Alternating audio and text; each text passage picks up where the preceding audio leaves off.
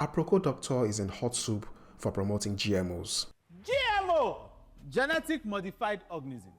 But he actually has a point. The problem is he didn't present it well. Are GMOs safe for Nigerians to be planting, growing, importing and consuming? Well, the answer is yes and no. But first, let's understand how GMOs are made and what's different about it. Genetic modification have been there since the days of our forefathers. So your forefathers been doing genetic modification. Yes, I said it. Partially wrong.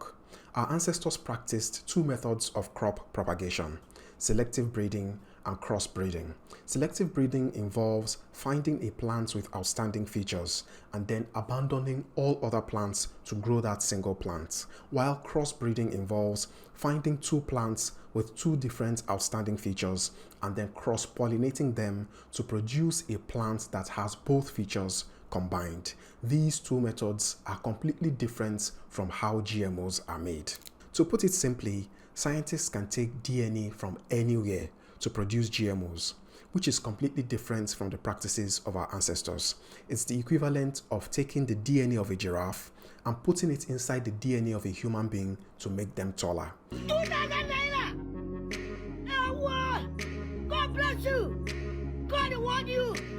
May God protect you! May you never suffer for your life! May you see good! May you see good! May you see good! May you see good! May you see good! And that's why people are scared.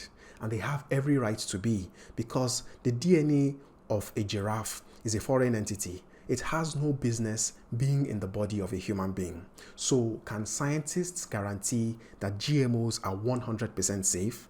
Well, no. Nothing in science comes with a 100% guarantee, but it's not that simple. Let's talk about Teller maize. It's a GMO maize that was introduced to northern Nigeria in 2025 by these companies.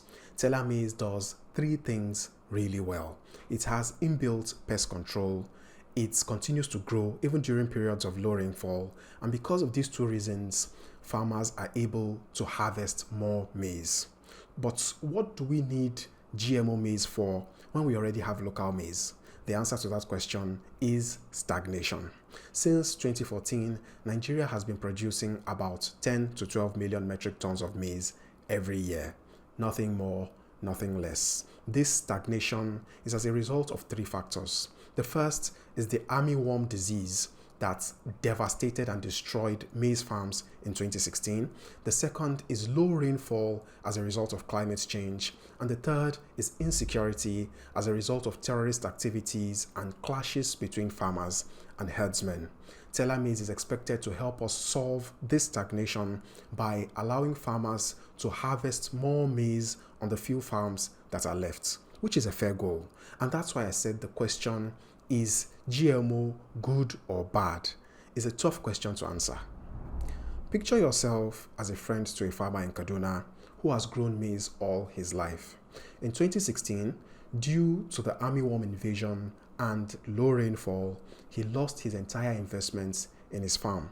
And so since 2016, he's been broke and he's afraid to take a loan and return to the farm because of the trauma from the 2016 farming cycle. And then someone comes along with a GMO seed and informs the both of you that this seed can solve all the maize farming problems of approximately 4 million maize farmers in Nigeria.